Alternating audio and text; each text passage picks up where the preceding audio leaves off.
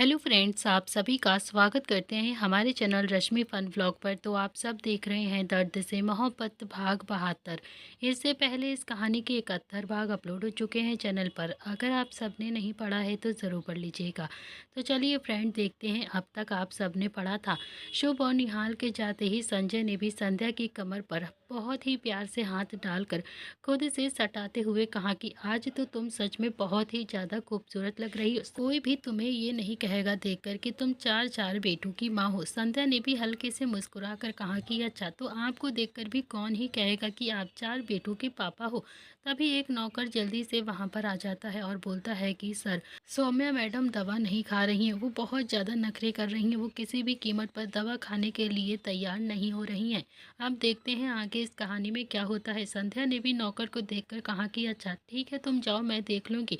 नौकर वहां से चला गया और उसके जाते ही संध्या ने भी संजय की तरफ देखकर कहा कि संजय, आप तो कितने बड़े बिजनेसमैन हैं ना, नरेन को ढूंढ लीजिए ना प्लीज़, मुझसे तो सौम्या की ऐसी हालत देखी नहीं जाती है। संजय बोलता है कि तुम फिक्र मत करो, मैं जल्द ही उसे ढूंढ दूंगा। संध्या बोलती है कि एक बात कहूँ, आज एक आदमी किट्टू का कन्यादान कर रहा था और फिर वो उठकर वहां से चला गया था। उसने अपने चेहरे पर मास्क भी लगाया हुआ था। सौम्या उसी आदमी को देखकर बोल रही थी, नरेन आ गए, नरेन आ गए। तो क्या आपको लगता है कि नरेन यहाँ पर आए होंगे? संजय भी अब संध्या की तरफ देखकर बोलता है कि मैंने मिस्टर नरेन पुरोहित को मेल तो भेजी थी यहाँ पर आने के लिए, लेकिन उनका यहाँ पर आना ना के बराबर ही समझो। वो तो मुंबई में जाने माने बिजनेसमैन है और फिर सुना है कि मुंबई से बाहर बहुत ही कम जाते हैं वो।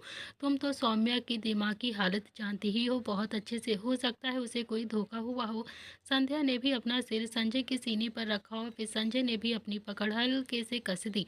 संध्या बोलती है कि पता नहीं क्यों सौम्या को देखकर ऐसा लग ही नहीं रहा है कि उसे कोई भी धोखा हुआ होगा। उसकी बातों से तो लग रहा था शायद नरेन आए हैं। जिस तरीके से वो नरेन का इंतजार कर रही है, मुझे नहीं लगता है उसे कोई भी धोखा हुआ है।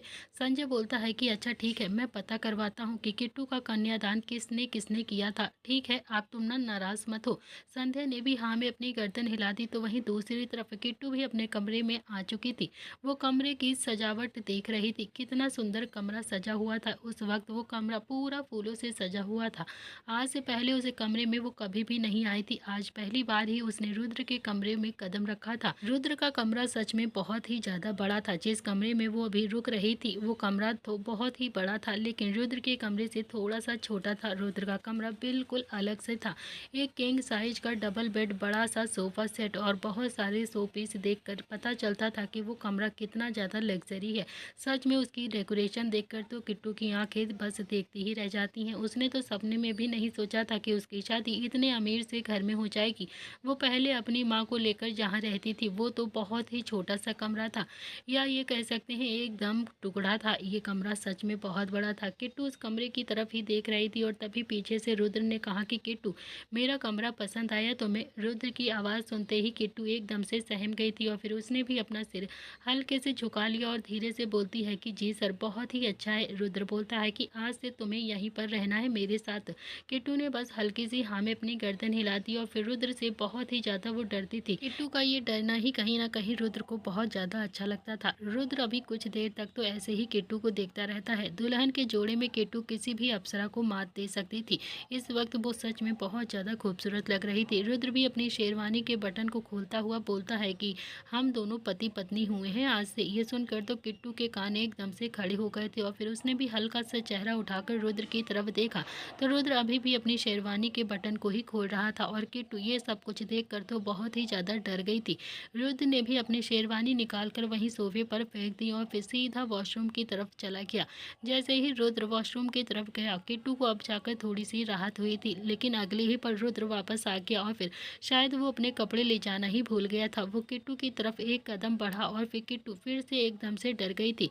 रुद्र एक और कदम फिर से किट्टू के पास गया। किट्टू फिर से डर जाती है। किट्टू डरते डरते उस कमरे में रखे हुए सोफे से जा लगती है। तो वहीं रुद्र किट्टू के बिल्कुल बराबर वाले सोफे पर रखा हुआ एक टॉवल उठाता है और फिर बहुत ही प्यार से बोलता है कि अरे डरो मत, तुम्हें डरने की जरूरत ज़रूरत नहीं है, मैं तो सिर्फ टॉवल लेने के लिए आया था, इतना भी क्या डर रही हो तुम मुझसे। इतना कहकर रुद्र भी अब टॉवल लेकर सीधा वॉशरूम के अंदर चला गया और फिर उसके जाते ही किट्टू ने फिर से एक गहरी सांस ली और अपने सीने पर हाथ रखकर लंबी लंबी सांस लेने लगी। उसे इस वक्त रुद्र के साथ बहुत ही ज़्यादा डर लग रहा था, बहुत ही ज़्यादा डर। वैसे भी वो रुद्र से बहुत ज़्यादा डरती थी और तब से डरती थी जब से उसने रुद्र का ऑफिस ज्वाइन किया था। करीब 10 मिनट के बाद रुद्र वॉशरूम से बाहर आ जाता है और इस वक्त उसने एक सिंपल सा लोवर टी शर्ट पहना हुआ था। रुद्र ने भी बेड की तरफ देखा और फिर किट्टू की तरफ देखा। कहीं ना कहीं उसके मन में भी आज अरमान तो जाग ही रहे थे, लेकिन फिर भी वो किट्टू की कंडीशन बहुत ही अच्छे से जानता था। तो वहीं किट्टू तो चुपचाप से बस एक कोने में सिर झुकाकर अभी भी खड़ी हुई थी। रुद्र ने उसे अपने हाथों की कठपुतली जो बनाकर रखा हुआ था, तो रुद्र अभी जैसे चाहता था किट्टू वैसे ही नाचती थी। किट्टू को अपने मन से ही वो नचा सकता था और किट्टू जो अपने पापा के लिए नाचने के लिए पूरी तरह से तैयार भी थी, वो चुपचाप से भी एक कोने में खड़ी हुई थी। और रुद्र ने भी बेड की डेकोरेशन देखी और फिर अगले ही पल बोलता है कि अब तो ये डेकोरेशन खराब हो जाएगी। ये सुनकर तो किट्टू का दिल अब फिर से जोरों जोरों से धड़कने लगा था और फिर रुद्र ने भी हल्का सा पलट कर किट्टू की तरफ देखा तो किट्टू की आंखें एकदम से ढगभगा गई थी। और फिर रुद्र किट्टू की तरफ एक और कदम आगे बढ़ा तो किट्टू इस बार थोड़ा सा हिम्मत करते हुए बोलती है कि सर प्लीज़, सर आपने ही तो कहा था ना सिर्फ शादी ही करनी है हम लोगों को, आप प्लीज़ प्लीज़ ये सब कुछ मत कीजिए प्लीज़ सर, आप गलत समझ रहे हैं। रुद्र तो अभी काफ़ी ज़्यादा हैरानी से बस किट्टू की तरफ ही देखे जा रहा था। उसे तो अब हल्की हल्की सी हंसी भी आ रही थी किट्टू पर, लेकिन अगले ही पल उसकी आंखें एकदम शॉक्ड से बड़ी हो गई और फिर उसे समझते देर नहीं लगी कि किट्टू उसे गलत समझ चुकी है। रुद्र बोलता है कि मैं क्या गलत समझ रहा हूँ। किट्टू एकदम से ढबढबाई हुई आंखों से बोलती है कि प्लीज़ सर समझने की कोशिश कीजिए आप, मैंने पहले ही कहा था आपसे कि मैं कोई भी उल्टा सीधा काम नहीं करूँगी, मतलब कोई भी काम नहीं करूँगी उल्टा सीधा। अब रुद्र को भी शरारत एकदम से सूझ गई थी। वो बोलता है कि कौन सा उल्टा सीधा काम नहीं करोगी तुम। इतना कहकर उसने भी एक कदम फिर से किट्टू की तरफ आगे बढ़ाया और फिर किट्टू के पसीने एकदम से छूट गए थे। किट्टू फिर से भरे हुए गले से बोलती है कि sir please, sir please please. तो रुद्र भी अब किट्टू से थोड़ा सा नज़दीक आ गया था और फिर वो किट्टू को ही देख रहा था, जो कि नम आंखों से अभी रुद्र को उम्मीद भरी नज़रों से देखे जा रही थी। रुद्र ने भी अब अपना एक हाथ किट्टू के गाल को छूने के लिए हल्का सा उठाया ही था कि तभी किट्टू ने कसकर अपनी आंखें बंद कर ली और फिर बोलती है कि सर जिस दिन मेरे पापा आ जाएंगे ना उस दिन नहीं रोकूंगी आपको, प्लीज़ प्लीज़ अभी रुक जाइए। ये सुनकर तो रुद्र के हाथ वहीं पर रुक गए और वो हैरानी से किट्टू की तरफ देख रहा था, जो आंखें बंद किए ही चुपचाप से खड़ी हुई थी। और फिर रुद्र का दिल जोरों से धड़कने लगा। वो किट्टू की मासूमियत को देख रहा था और फिर समझ भी रहा था कि उसने किट्टू की मासूमियत का पूरा पूरा फ़ायदा उठाया है।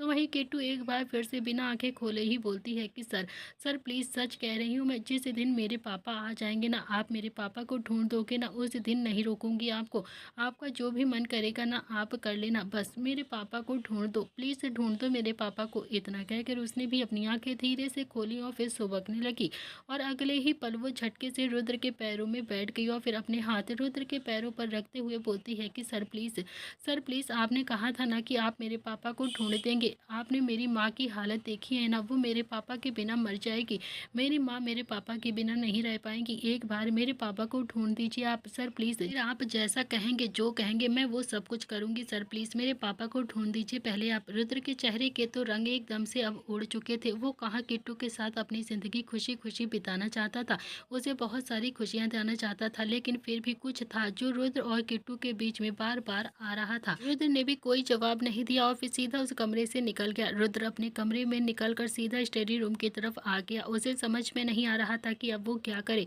उसे बार बार बस किट्टू की कही हुई सारी बातें याद आ रही थी। उसका दिमाग एकदम से घूम रहा था। उसे आज भी ये याद था कि उसने जब किट्टू से शादी करने के लिए उससे वादा किया था कि वो उसके पापा को ज़रूर ढूंढकर उसके सामने लाकर खड़ा कर देगा, लेकिन कहाँ से ढूंढे उसके पापा को। उसके पापा तो मिल ही नहीं रहे थे। किट्टू के पापा को ढूंढना इतना भी आसान नहीं था जितना कि वो समझ रहा था। और किट्टू उसने तो जैसे रुद्र पर पूरा पूरा विश्वास किया हुआ था। उसे लगता था कि उसके रुद्र सर उसके पापा को ज़रूर ढूंढ देंगे और जब उसके पापा वापस आ जाएंगे तो उसकी माँ के साथ खुशी खुशी ज़िंदगी बिताएंगे और उसकी भी एक हैप्पी फैमिली हो जाएगी। किट्टू अपनी फैमिली के लिए बहुत ज़्यादा खुश थी। किट्टू प्राउड फील करती और फिर उसकी भी अपनी खुद की फैमिली होती। रुद्र भी सह नहीं पा रहा था। उसने भी एक अलमारी खोली और फिर एक बियर की बोतल निकाल ली और वहीं चेयर पर बैठकर उसे पीने लगता है कि तभी उसके कमरे के मेन गेट से कुछ आहट सुनाई देती है। तो रुद्र भी अब जल्दी से बियर की बोतल को छुपाने की कोशिश कोशिश करने लगता है, क्योंकि उसके घर में लड़कों को क्या, लड़के के बाप को भी बियर पीने की परमिशन नहीं थी। बियर क्या, दारू पीने की परमिशन भी नहीं थी, कुछ भी नहीं पी सकते थे। रुद्र भी अब जल्दी से अपनी बियर की बोतल को छुपा ही रहा था कि तभी दरवाजे से आवाज़ आती है, रहने दे, मैंने देख लिया है, मुझे भी एक सिप दे दे। रुद्र ने भी अब अपनी नज़र उठाकर देखा तो वो कोई और नहीं था, उसका बड़ा भाई नीलकंठ प्रताप सिंह खड़ा हुआ उसे घूर रहा था। तो नील भी अब हाथ बांध कर रुद्र की तरफ ही देखे जा रहा था। तो रुद्र ने भी अपनी बियर में से 2 सिप मारी और फिर नील की तरफ बोतल बढ़ा दी। नील ने भी बोतल पकड़ी और फिर चेयर खींचकर वहीं उसके पास में ही बैठ गया और फिर उसने भी एक सिप मारी और बोला कि सुहाग रात है और तू यहाँ पर बैठा हुआ है, क्या हुआ है, कुछ प्रॉब्लम हुई है क्या? तो रुद्र ने भी अब बियर की बोतल नील से छीनी और फिर उसमें से सिप मारता हुआ बोलता है कि तू तू तो ऐसे बात कर रहा है कि जैसे तुझे पता नहीं है कि क्या हुआ है, तुझे तो जैसे कुछ पता ही नहीं है मेरे भोलेनाथ।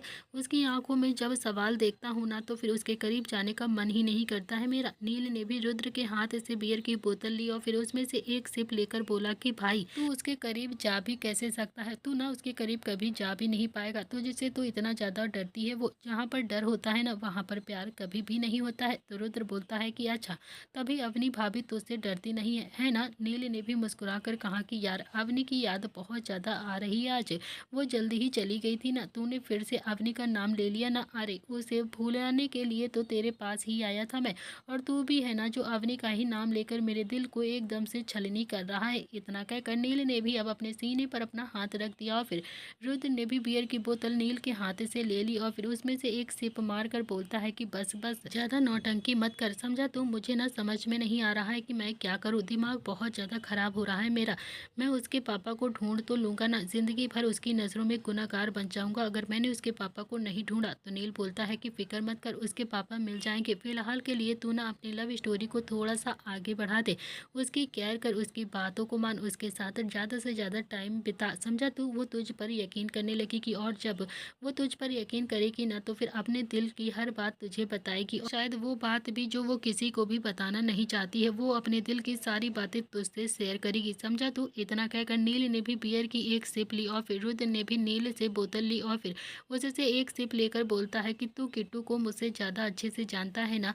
नील ने भी मुस्कुराकर हाँ में अपनी गर्दन हिलाते हुए कहा कि हाँ, किट्टू की आंखें सब कुछ बोलती हैं, बस पढ़ने वाला समझदार होना चाहिए, जैसे कि मैं हूँ। इतना कहकर उसने भी रुद्र के हाथ से फिर से बियर की बोतल ली और फिर सिप ली, लेकिन अब बियर खत्म हो गई थी। उसने भी रुद्र की तरफ घूर कर देखा और कहा कि तूने तो सारी पी ली है। रुद्र बोलता है कि अरे मेरी ही बोतल थी ना, तो फिर मैं नहीं पीता तो फिर कौन पीता, मेरा पीने का पूरा पूरा हक है, समझा? तो नील ने भी थोड़ा सा गुस्से में उसे घूर कर देखा और बोला कि यार ये क्या बात हुई है कि तेरी बोतल है तो फिर तू सारी की सारी पी जाएगा? इतना कहकर नील ने भी थोड़ा सा गुस्से में बोतल टेबल पर रखी और फिर एक अलमारी की तरफ बढ़ गया, और तभी पीछे से रुद्र ने कहा कि 2 ही थी, कल एक पापा ने पी ली थी और एक आज मैंने ख़त्म कर दी है, अब वहाँ पर कोई भी बोतल नहीं है, और ये बोतल इसे न ठिकाने लगा दे, माँ के हाथ में अगर गलती से भी लग गई ना तो फिर पाँचों की बैंड बजेगी, समझा तू? इंक्लूडिंग पापा। नील ने भी पलट कर रुद्र की तरफ देखा और फिर मुस्कुरा कर बोलता है कि आज तक तो माँ ने बैंड नहीं बजाई है, तूने और पापा ने ये जो इतनी सीक्रेट सी जगह जो बना कर रखी है ना, इसके चलते ही माँ को कभी भी कुछ पता ही नहीं चलता है कि हम यहाँ पर आकर क्या करते हैं। लेकिन देख लेना, जिस दिन माँ के हाथ में ये सिगरेट जगह लग गई ना तो फिर उस दिन पाँचों को घर से बाहर खड़ा कर देंगी माँ। रुद्र बोलता है कि हाँ हाँ जानता हूँ, इसीलिए तो कह रहा हूँ, आजा इस बोतल को ठिकाने लगा देते हैं। इतना कहकर रुद्र भी अपनी चेयर से उठा और फिर सीधा बाहर की तरफ जाने लगा। नील बोलता है कि कहाँ जा रहा है? तो रुद्र ने नील की तरफ देखकर एक मीठी सी मुस्कुराहट पास की और फिर बोलता है कि तुझसे बात करके ना दिल हल्का हो जाता है मेरा, इसीलिए अब जाकर थोड़ा सा सुकून मिला है। तूने ही तो कहा था ना कि किट्टू के साथ वक्त बिता, बस वहीं पर जा रहा हूँ अपने खरगोश के साथ वक्त बिताने के लिए, उससे बातें करने के लिए। इतना कहकर रुद्र भी मुस्कुरा कर वहाँ से चला गया। तो वहीं नील भी मुस्कुराता हुआ रुद्र को जाते हुए देख रहा था और फिर रुद्र जब अपने कमरे में आया तो किट्टू जमीन पर ही बैठे बैठे सो रही थी। रुद्र कुछ देर तक तो अब ऐसे ही किट्टू को देखता रहता है और फिर कितनी मासूम थी किट्टू, कितनी ज़्यादा प्यारी भी थी। अगर प्रताप हाउस में नहीं आती तो फिर शायद अब तक ना जाने उसके साथ क्या कुछ गलत हो चुका होता। रुद्र भी अब बहुत ही प्यार से हल्के कदमों से किट्टू के पास गया और फिर उसने भी बहुत प्यार से अपना हाथ किट्टू के गाल पर लगाया। तो किट्टू की नींद भी एकदम से टूट गई और उसने रुद्र को देखा और फिर जल्दी से उठकर बोलती है कि सर आप कहाँ गए थे? रुद्र बोलता है कि चेंज करो और आराम से सो जाओ। इतना कहकर रुद्र भी सीधा अपने बेड पर आया और फिर धड़ाम से बेड पर लेट गया। किट्टू तो अभी रुद्र रुद्र को ही देखती रहती है। उसकी आंखें एकदम शॉक्ड से चौड़ी हो गई थी। रुद्र ने भी अपनी आंखें बंद की हुई थी। किट्टू कुछ रिएक्ट करती उससे पहले ही रुद्र बोलता है कि सुना नहीं मैंने क्या कहा है तुमसे, जल्दी से चेंज करो और आकर आराम कर लो। 5 मिनट के अंदर अगर तुम चेंज करके मेरे पास आकर नहीं लेटी ना तो फिर तो तुम जानते ही हो ना तुम्हारे रुद्र सर को कितना ज्यादा गुस्सा आता है। फिर मुझे ना बहुत ज्यादा गुस्सा आ जाएगा और सारा गुस्सा तुम पर ही निकलेगा। तो एकदम से हड़बड़ाहट में बोलती है कि नहीं नहीं सर, बस बस अभी करती हूँ मैं। इतना कहकर वो सीधा मिरर के सामने गई और फिर जल्दी जल्दी से अपने गहनों को निकालने की कोशिश करने लगती है, क्योंकि वो अब रुद्र का गुस्सा बिल्कुल भी झेलना नहीं चाहती थी। किट्टू भी अब जल्दी से अपने गहने को निकाल रही थी, लेकिन उन्हें निकालते हुए उसे बहुत ज्यादा शोर भी लग रहा था।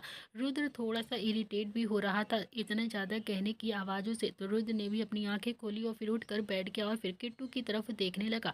किट्टू जो कि जल्दी जल्दी अपने गहने को निकालने की कोशिश में लगी हुई थी। रुद्र भी उठकर अब किट्टू के पास आ गया और फिर किट्टू ने जैसे ही अपने पास रुद्र को महसूस किया उसकी तो एकदम से कपकपी छूट गई और फिर उसे बहुत ज़्यादा डर लगने लगा। उसके हाथ अब और भी ज़्यादा कांपने लगे। रुद्र ने भी अब किट्टू का हाथ अपने हाथों से पकड़ा और फिर किट्टू की घबराहट के मारे तो एकदम से आंखें छलक गई थी। अभी थोड़ी देर पहले ही तो रुद्र के सामने वो इतना ज़्यादा रो रही थी और फिर रुद्र जो बिना कुछ कही वहाँ से चला गया था। रुद्र ने एक एक करके फिर किट्टू के हाथ से बहुत ही प्यार से चूड़ियाँ निकाली और फिर दूसरे हाथ से भी चूड़ियाँ निकालते हुए बोलता है कि तुम्हारे पापा बहुत ही जल्द मिल जाएंगे।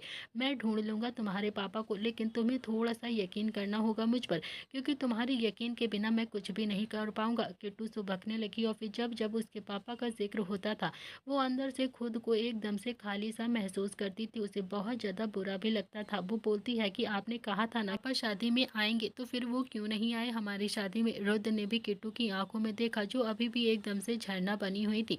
रुद्र बहुत प्यार से बोलता है कि मैंने ये नहीं कहा था कि वो पक्का आएंगे हमारी शादी में, मैंने ये कहा था कि मैंने उन्हें मेल डाली है, उन्हें इनवाइट किया है हम दोनों की शादी के लिए, क्या पता वो आ जाए। पर मैं कह रहा हूँ ना कि मैं उन्हें तुमसे ज़रूर मिलवा दूंगा, तो फिर तुम उस पर यकीन करो ना, क्यों इतनी जल्दी परेशान हो जाती हो तुम।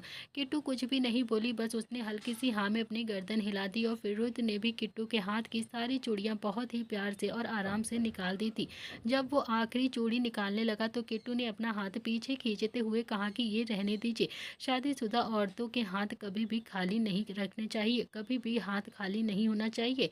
इतना कहकर उसने भी जल्दी से अपना हाथ पीछे की तरफ खींच लिया और फिर रुद्र ने फिर से किट्टू का हाथ पकड़ा और फिर उसकी आखिरी चूड़ी को भी निकालते हुए बोला कि तुम्हें ना ये फालतू की रस्में करने की बिल्कुल भी ज़रूरत नहीं है, कोई ज़रूरत नहीं है ये सारी ऊट पटांग चीज़ें करने की। वैसे भी 2-3 दिन से शादी की रस्मों में बहुत ज़्यादा बिजी हो तुम, अच्छे से चेंज करके फ्री होकर आराम से सो जाओ। किट्टू कुछ भी नहीं बोलती है और फिर रुद्र भी पलट कर वापस से बेड पर आ गया था। तब फिर से वो आराम से लेट गया था और फिर किट्टू ने भी चुपचाप से चूड़ी उठाई और फिर अपने हाथों में एक एक करके पहन ली।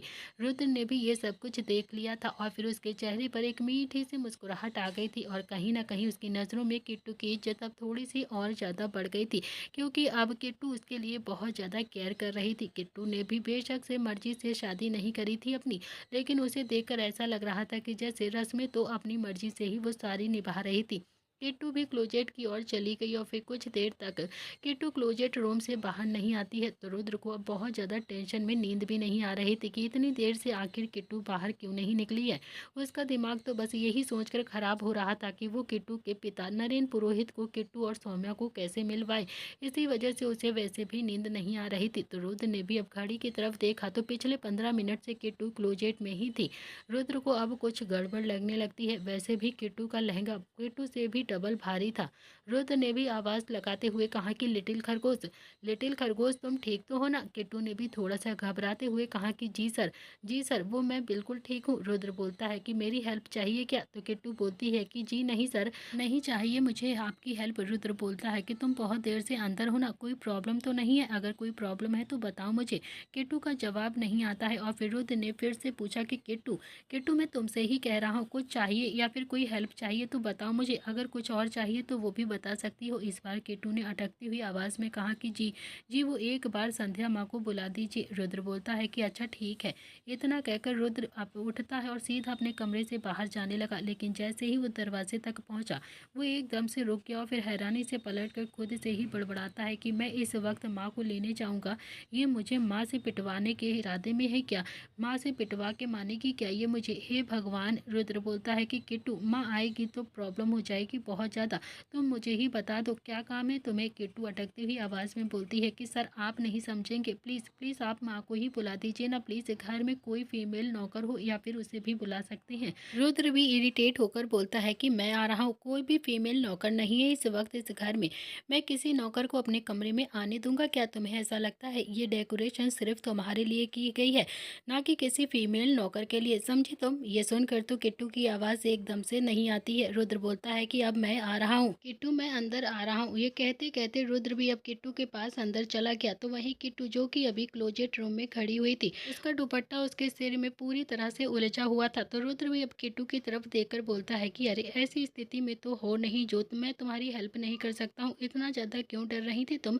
किट्टू कुछ नहीं बोलती है, फिर से उसने अपना दुपट्टा अपने बालों से छुड़ाने की कोशिश करने लगती है। और फिर रुद्र जो बोलता है कि रहम करो इन बालों पर, थोड़ा सा रुको मैं करता हूँ। रुद्र भी अब किट्टू के दुपट्टे को उसके सिर से सुलझाने लगा और फिर थोड़ी देर के बाद उसने किट्टू के दुपट्टे को उसके सिर से अलग कर दिया। और फिर रुद्र ने जैसे ही किट्टू के दुपट्टे को उससे अलग किया, उसकी नज़र एकदम से किट्टू पर ठहर गई। किट्टू सच में बहुत ज़्यादा खूबसूरत थी। रुद्र ने कई बार किट्टू को देखा था, लेकिन आज उसका नज़रिया थोड़ा सा डिफरेंट हो चुका था। वो एक पति होने के नाते अपनी बीवी को देख रहा था।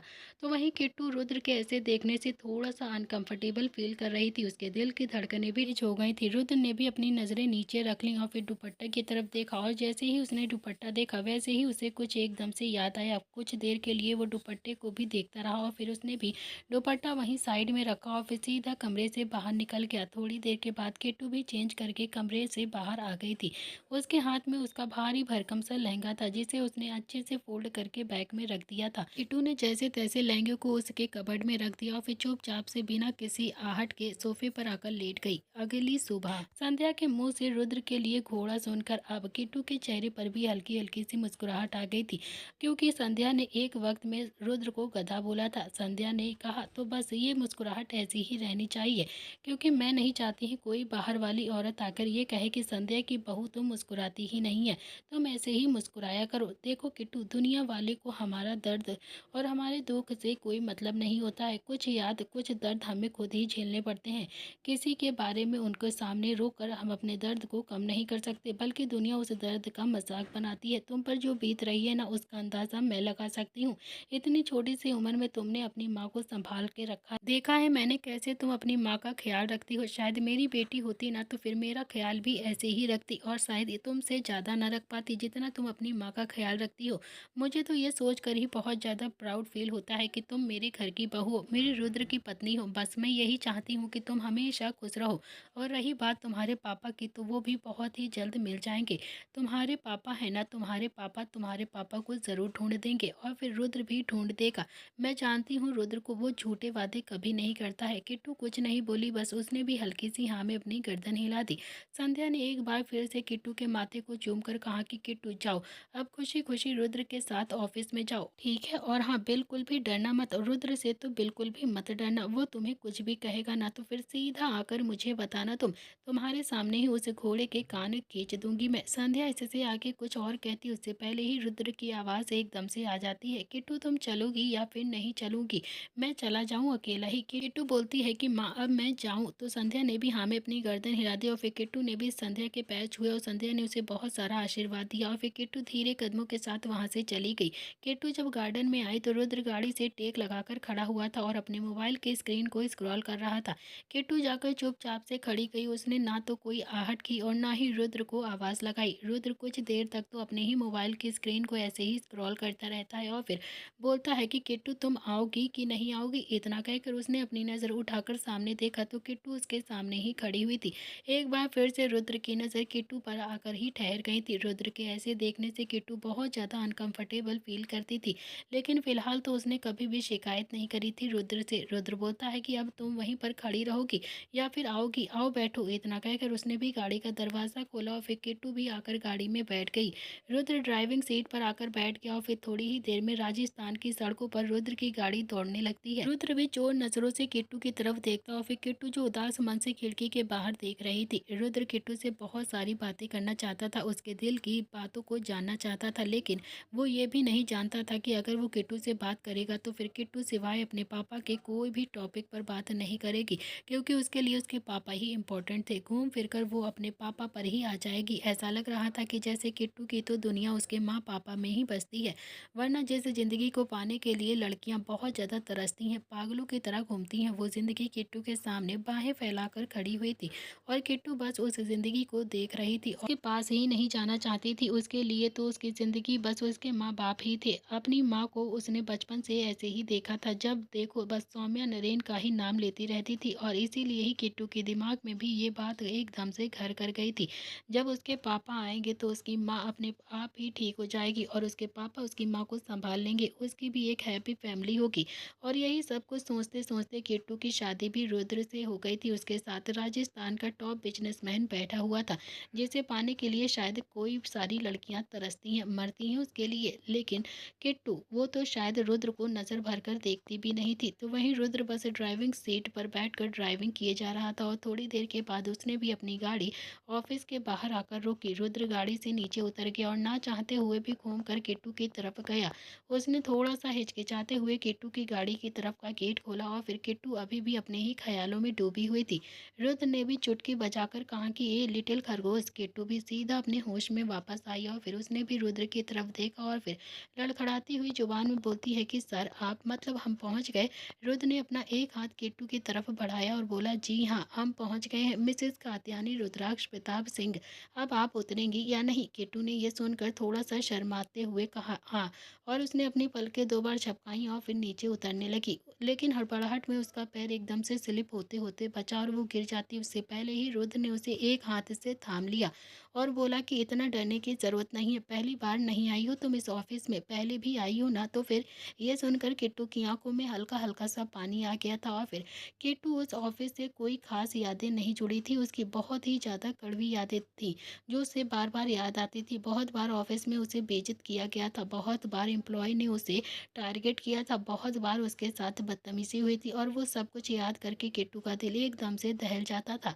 रुद्र ने भी किट्टू को ठीक से खड़ा किया और बोला कि देखो जो हो गया सो हो गया, उसे तुम ठीक नहीं कर सकती हो, लेकिन आने वाले वक्त को बदल जरूर सकती हो। पहले तुम अकेली थी इसीलिए हर किसी की सुन लेती थी, लेकिन अब तुम्हारे साथ रुद्राक्ष प्रताप सिंह खड़ा हुआ है तो फिर किसी की भी सुनना मत। कोई भी कुछ कहेगा ना तो फिर मुंह तोड़ देना उसका उसी वक्त, बाकी तुम्हारा पति संभाल लेगा। इतना कहकर रुद्र ने भी किट्टू की कलाई पकड़ी और फिर उसे अपने साथ कंपनी के अंदर लेकर आ गया। किट्टू तो बहुत ही हैरानी से अभी रुद्र की तरफ ही देखे जा रही थी। उसे याद था कुछ दिनों पहले तो रुद्र उसकी शक्ल भी देखना पसंद नहीं करता था और फिर शादी करना तो दूर की बात थी उसके लिए। लेकिन अब रुद्र कितने हक से उसका हाथ पकड़ रहा था और उसे कंपनी के अंदर लेकर जा रहा था। कितनी उम्मीदों से उसने कहा था कि वो उसके पापा को ढूंढ लेगा और फिर किट्टू रुद्र को ही देखे जा रही थी और रुद्र जो किट्टू की कलाई पकड़कर आगे आगे कॉरिडोर में चले जा रहा था। थोड़ी देर में ही रुद्र किट्टू को लेकर एक हॉल में आ गया था जहां पर बहुत सारे एम्प्लॉयज़ खड़े हुए थे और बहुत सारे एम्प्लॉयज़ के हाथ में बुके भी था।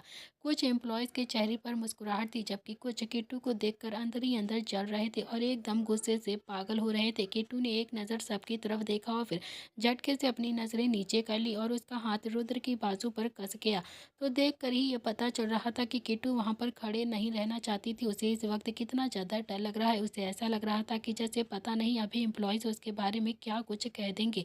रुद्र ने भी सबको देखा और फिर किट्टू से इंट्रोडक्शन करवाते हुए कहा कि देख कर तो पता चल ही क्या होगा आप लोगों को, एक कात्यानी सिंह है, कात्यानी पुरोहित, जो अब कात्यानी पुरोहित से कात्यानी रुद्राक्ष प्रताप सिंह बन गई हैं। तो फिर तुम लोगों को बताने की ज़रूरत तो है नहीं मुझे, तुम्हें जैसे भी वेलकम करना है तुम अपनी मैडम का कर सकते हो। उसके बाद बैक टू वर्क। उनमें से कुछ एम्प्लॉयज़ जो कि अभी सीनियर्स थे वो आके आए और उन्होंने किट्टू के हाथ में बुके दिया और मुस्कुरा के उसे वेलकम किया। किट्टू ने भी कांपते हुए हाथों से बुके ले लिया।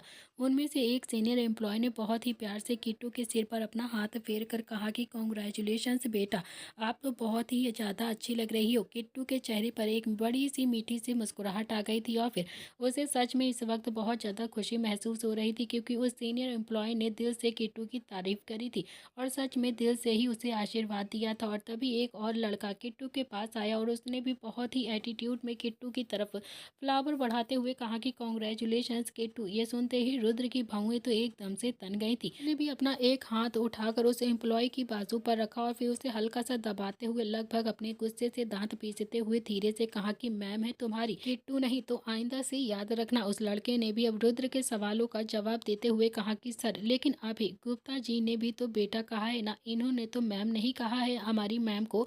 रुद्र ने भी उस लड़की की तरफ घूर कर देखा और फिर हाथ और ज्यादा दबाया और फिर बोला, गुप्ता जी कह सकते हैं क्योंकि वो सीनियर है, तुम नहीं कह सकते हो, समझे तुम। और हाँ, नेक्स्ट टाइम अगर तुम्हारे मुँह से मैंने गलती से भी किट्टू का नाम सुन लिया ना तो फिर तुम्हारा इस ऑफिस में वो आखिरी दिन होगा। अब तो तुम्हें बात समझ में आ गई होगी ना कि तुम्हें क्या बोलना है। इतना कहकर रुद्र ने भी उस लड़के की बाजू झटके से छोड़ दी और फिर उस लड़के के चेहरे से साफ पता चल रहा था कि उसे इस वक्त कितना ज़्यादा दर्द हो रहा है। तो रुद्र ने फिर से अब किट्टू का हाथ पकड़ा और फिर सबकी तरफ देखकर कहा कि बस बहुत हुआ है, मैम का वेलकम। अब जाकर आप सब लोग अपना अपना काम कीजिए। किट्टू के हाथ में 3-4 बुके थे, वो उसे संभाल रही थी और रुद्र जो किट्टू की बाजू पकड़कर उसे अपने कैबिन की तरफ लेकर आ गया था और किट्टू जो जैसे तैसे अपनी साड़ी संभालते हुए उन बुके को भी संभालते हुए रुद्र के साथ साथ धीरे धीरे चल रही थी। कैबिन में आने के बाद रुद्र ने सबसे पहले कैबिन का दरवाजा बंद किया और फिर किट्टू की तरफ देखकर बोलता है कि अगर इतनी सीधी बनकर रहोगी ना सबके सामने तो दुनिया बेच कर खा जाएगी तुम्हें और तुम ना कुछ भी नहीं कर पाओगी। इतना सीधा भी क्या बनती हो तुम सबके सामने। किट्टू ने कुछ नहीं कहा, वो चुपचाप से नजर झुकाकर खड़ी रही। रुद्र ने सबसे पहले किट्टू के हाथ से वो फ्लावर्स लिए और फिर उन्हें लाकर सोफे पर रखा और फिर बोलता है कि तुमसे ही कह रहा हूँ, मैं तुमसे ही बात कर रहा हूँ। बाहर समझाया था ना कि कोई भी बकवास करेगा तो मुंह तोड़ देना तुम उसका। किट्टू अभी भी कुछ नहीं बोलती है, चुपचाप से खड़ी रहती है। उसे समझ में भी नहीं आ रहा था कि आखिर बाहर ऐसा क्या हुआ है जो रुद्र उस पर इतना ज्यादा गुस्सा कर रहा है और वो क्या उसे करने के लिए बोल रहा है। तो वहीं रुद्र जेब में हाथ डालकर इधर उधर चक्कर लगा रहा था। वो भी ये बात जानना चाहता था। किट्टू ने ये बात ही नहीं महसूस करी कि वो लड़का किट्टू को नीचा दिखाने की कोशिश कर रहा था उसी के सामने। किट्टू भी शांत स्वभाव की लड़की थी, एकदम से सीधी सादी थी, उसे इन सारी चीजों से कोई मतलब नहीं रहता था उसके। तो न जाने ऐसी कितनी ही सिचुएशन को फेस किया था उसने, लेकिन कभी भी पलटकर किसी को भी जवाब नहीं दिया था। रुद्र ने जैसे तैसे अपने गुस्से को धीरे धीरे करके कंट्रोल किया और फिर किट्टू की तरफ देखकर बोलता है कि अच्छा अब बैठ जाओ तुम। किट्टू ने बस हल्की सी हाँ में अपनी गर्दन हिलाई और फिर जाकर सोफे पर बैठ गई। रुद्र भी आकर अपनी चेयर पर आराम से बैठ गया और फिर अपने लैपटॉप को खोलकर काम करने लगा। उसकी नज़र एक बार लैपटॉप पर जाती और फिर एक बार किट्टू पर जाती और किट्टू जो वैसे की वैसे ही वहाँ पर सोफे पर बैठी रहती है। उसने तो घबराहट के मारे सामने रखी मैगजीन भी उठाकर नहीं देखी, चुपचाप से वो ऐसे ही बैठी रहती है जैसे कोई कठपुतली हो। और तभी रुद्र ने कहा कि तुम्हारा फ़ोन कहाँ पर है। किट्टू ने रुद्र की तरफ देखा और हल्की सी हाँ में अपनी गर्दन हिला दी जैसे कहना चाहती हो कि मुझे नहीं पता। तो रुद्र ने भी अब ड्रॉवर खोला और उसमें से एक फ़ोन निकाला और किट्टू की तरफ बढ़ाते हुए कहा कि ये लो तुम्हारा नया फ़ोन। किट्टू भी उठकर अब रुद्र के पास आ गई और फिर उसने भी फ़ोन ले लिया और वापस से जाकर सोफे पर बैठ गई। किट्टू उस फ़ोन की तरफ ही देख रही थी लेकिन उसने फ़ोन को ऑन नहीं किया था। रुद्र कुछ देर तक तो लैपटॉप में ऐसे ही काम करता रहता है और फिर किट्टू की तरफ देखकर बोलता है, बोर क्यों हो रही हो ऐसे बैठे बैठे, फ़ोन स्विच ऑन करके देखो ना, आराम से फ़ोन को चलाओ। किट्टू ने एक नज़र रुद्र की तरफ देखा और फिर एक मीठी सी आवाज़ में बोलती है कि सर ये स्विच ऑन कैसे होता है। रुद्र को तो ऐसे मन कर रहा था कि जैसे अपना सिर अभी के अभी लैपटॉप के अंदर मार ले। वो जानता था कि किट्टू के पास कोई लग्जरी आइटम नहीं है, उसके पास ना तो लग्जरी फ़ोन था, ना ही लैपटॉप था, ना ही टैबलेट था, ना ही कुछ और था। तो उसे कैसे पता होगा कि ये फ़ोन ऑन कैसे होगा। और फिर रुद्र ने भी अपना हाथ दिखाकर किट्टू को अपने पास आने का इशारा किया और फिर किट्टू भी उठकर बहुत ही प्यार से रुद्र के पास चली गई और उसने भी छोटे से बच्चे की तरह फ़ोन रुद्र की तरफ बढ़ा दिया। और फिर रुद्र जो कुछ देर तक तो किट्टू को देखता रहता है और फिर मन ही मन खुद से बोलता है कि यार इतना मासूम कोई कैसे हो सकता है, क्या सच में ये इतनी ज़्यादा मासूम है। सच में मेरी किट्टू बहुत ज़्यादा प्यारी है। तो दोस्तों इसी के साथ इस कहानी का आज का एपिसोड यहाँ पर समाप्त होता है। बहुत ही जल्द बहुत ही अच्छे अच्छे नए नए कॉमेडी ट्विस्ट आने वाले हैं कहानी में। प्लीज़ देखते रहिए दर्द से मोहब्बत। कहानी पसंद आए तो लाइक शेयर सब्सक्राइब ज़रूर करिएगा। थैंक यू फ्रेंड्स, आज के लिए इतना ही।